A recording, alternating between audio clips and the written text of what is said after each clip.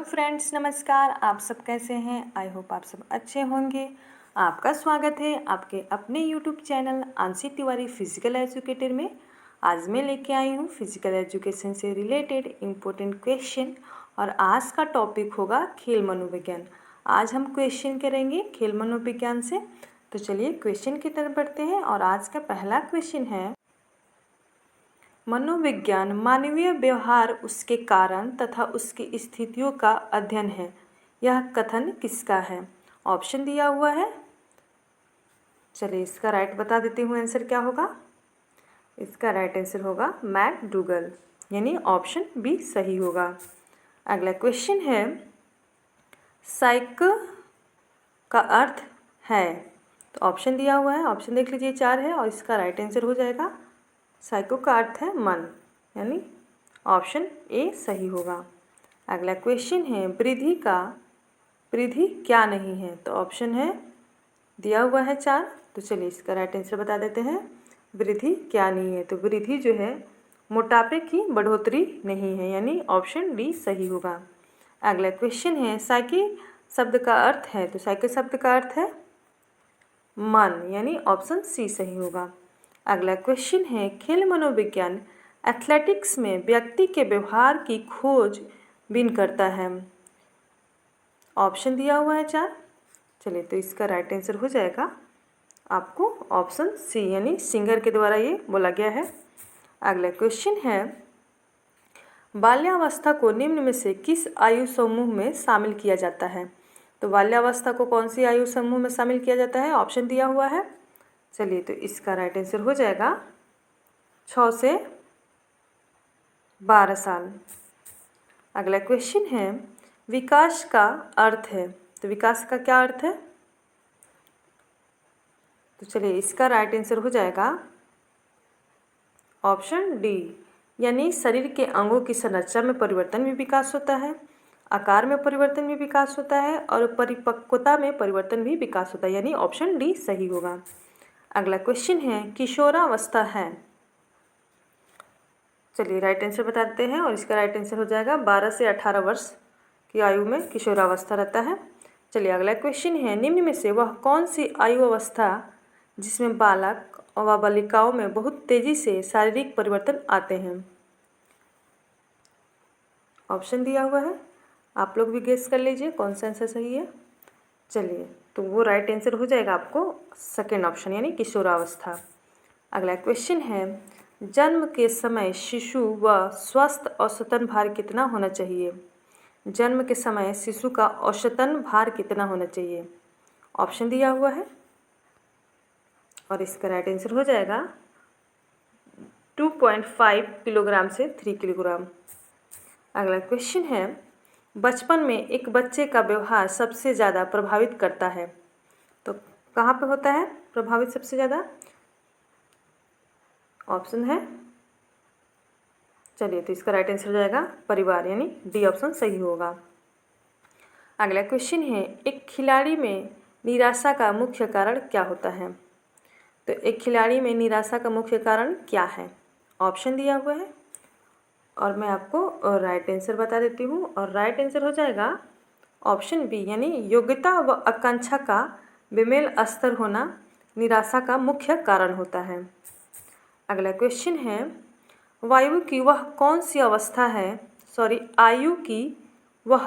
अवस्था है जिसमें बालक व बालिकाएं की शारीरिक वृद्धि एक समान होती है।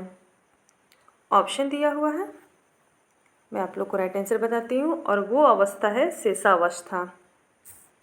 अगला क्वेश्चन है, किस आयु अवस्था की टीनएजर भी कहा जाता है। तो कौन सी आयु अवस्था को टीनएजर भी कहा जाता है? ऑप्शन दिया हुआ है। चलिए तो इसका राइट आंसर हो जाएगा आपको किशोरावस्था। अगला क्वेश्चन है, किशोरावस्था विकास की वह तीव्र अवस्था है जब बालक वयस्कता की ओर बढ़ते हैं और इससे बालक युवक के समान व बालिकाएं युवतियों की तरह प्रतीत होने लगती है। किसका कथन है? तो ऑप्शन दिया हुआ है 4, आप लोग भी गेस कर लीजिए कौन सा आंसर सही होगा। चलिए तो मैं आपको राइट आंसर बता देती हूँ और इसका राइट आंसर हो जाएगा सैंडल, यानी ऑप्शन बी सही होगा, सैंडलर के द्वारा बोला गया है। अगला क्वेश्चन है, यौवन अवस्था की शुरुआत कब होती है? कब होती है? किशोरावस्था के समय। चलिए अगला क्वेश्चन है, वह कौन सी प्रक्रिया है जो जन्म से लेकर मृत्यु तक जारी रहती है? तो जन्म से मृत्यु तक जो जारी रहती है वो होता है आपको विकास, यानी ऑप्शन बी सही होगा। अगला क्वेश्चन है, निम्न में से वृद्धि का मापन क्या नहीं है? तो वृद्धि का मापन जो है वो आपको बातों का बढ़ाना, यानी ऑप्शन सी सही होगा। अगला क्वेश्चन है, किशोरावस्था की अवधि है, तो किशोरावस्था की अवधि होती है 12 से 18 वर्ष, यानी ऑप्शन ए होगा। अगला क्वेश्चन है, मनोरंजनात्मक धारणा के प्रवर्तक कौन है? ऑप्शन दिया हुआ है। चलिए तो इसका राइट आंसर हो जाएगा आपको लेजारस, लॉर्ड कैम्स तथा GTW पैट्रिक, यानी ऑप्शन पहला सही होगा। अगला क्वेश्चन है, पुनः अवलोकन पुनरावृत्ति धारणा के प्रवर्तक कौन है? ऑप्शन दिया हुआ है। चलिए तो इसका राइट आंसर हो जाएगा जी स्टैनली हॉल 1906, यानी पहला ऑप्शन सही होगा। अगला क्वेश्चन है, भविष्यदर्शी धारणा के प्रवर्तक कौन है? तो भविष्यदर्शी धारणा के प्रवर्तक कौन है? उसके प्रवर्तक हो जाएंगे आपको कार्ल ग्रुश 1898, यानी ऑप्शन ए पहला सही होगा।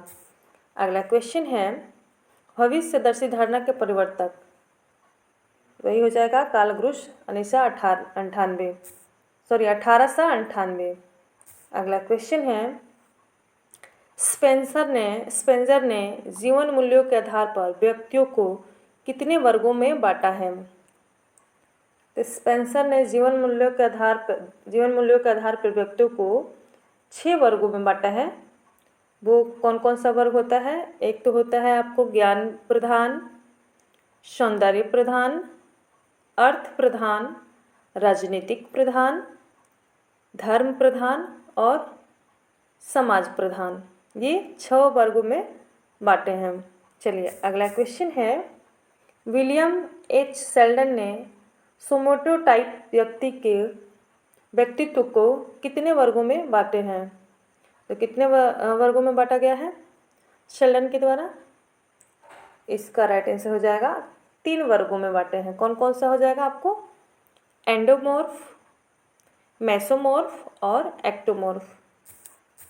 अगला क्वेश्चन है, व्यक्ति के उन मन शारीरिक पद्धतियों का गतिशील गठन है जो वातावरण के साथ उनके अपूर्व संयोजन को निर्धारित करती है। यह कथन है, तो किसके द्वारा कथन ये बोला गया है? तो ये इसका जो राइट आंसर हो जाएगा आपको अल्पोर्ट का, यानी ऑप्शन पहला सही होगा। अगला क्वेश्चन है, मनोविज्ञान और शरीर रचना विज्ञान के आधार पर मनुष्य की आयु को कितने वर्गों में बांटा गया है? ऑप्शन दिया हुआ है। 4, 3, 7 और 6। तो इसका जो राइट आंसर हो जाएगा वो हो जाएगा आपको 4, यानी पहला ऑप्शन सही होगा। तो कौन कौन सा हो जाएगा आपको? कालक्रमिक आयु, संरचना आयु, दैहिक आयु और मानसिक आयु।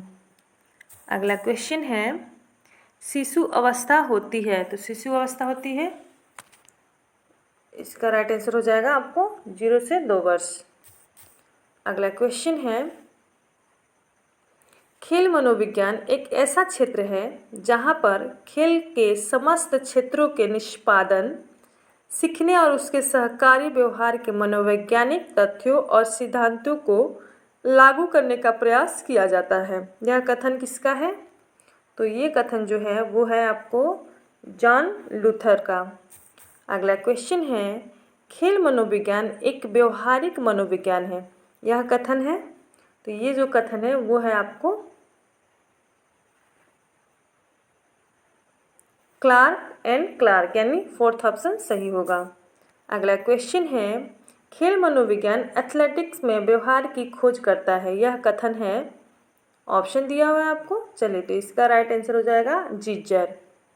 अगला क्वेश्चन है, मनोविज्ञान व्यक्ति की व्यक्तिगत क्रियाओं जो उसके वातावरण के अनुसार है उनसे संबंध रखता है। तो ये किसका कथन है? तो ये है आपको वुडवर्थ, यानी पहला ऑप्शन सही होगा। अगला क्वेश्चन है, मनोविज्ञान आचरण तथा व्यवहार का यथार्थ विज्ञान है, यह कथन है। तो ये जो कथन है वो है मैकडूगल का, यानी पहला ऑप्शन सही होगा। अगला क्वेश्चन है, मनोविज्ञान मानसिक रूप से व्यवहार का स्पष्टीकरण तथा उल्लेख है, यह कथन है। ये जो कथन है वो है आपको रोस के द्वारा बोला गया है, यानी पहला ऑप्शन सही होगा। अगला क्वेश्चन है, मनोविज्ञान व्यक्ति का वह व्यवहार तथा व्यक्तिगत संबंध का अध्ययन है, यह कथन किसका है? यह है आपको क्रो एंड क्रो का।